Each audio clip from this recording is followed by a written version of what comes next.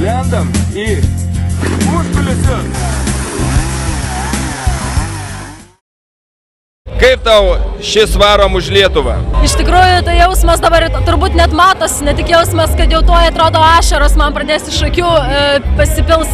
Nemaniau, kad tos emocijos žmonių bus tokios didelės ir tokios stipros. Ir kad aš tiek daug patirsiu tame kelyje lydėdama kamuolį. Nes tas žmonių džiaugsmas, kuris Lietuvoje yra nesuvaidintas, pakankamai retas, yra nesuvaidintas džiaugsmas. Tai jį visą pamatyti, tos gyvus žmonės, ir jie eina, jie liečia kamuolį, jie iš tikrųjų įkrauna.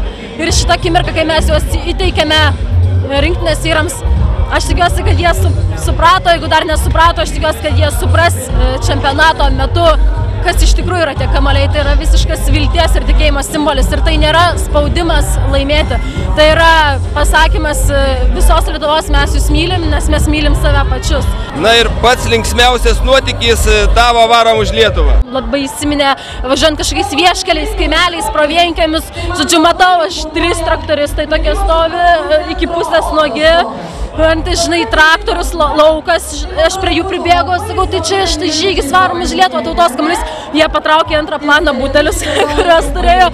Ir jie taip nuoširdžiai šypsosi, žinai, dantukų nėra, bet jie taip, sako, mes už Lietuvą, ir taip žmonės nuoširdžiai, šiltai pakalbėjo, traktoriai sėdėjo, šuo, ryčka, maišytas pekinesas, kuris visą laiką lojo.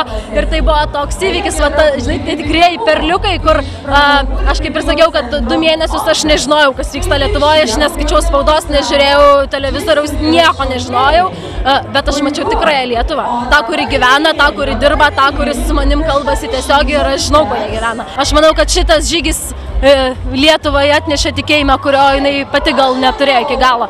Bet jinai yra viena tauta. Aš tikrai supratau, kad tikrai varom ir varysim ir nesustosim. Ir nesustosim.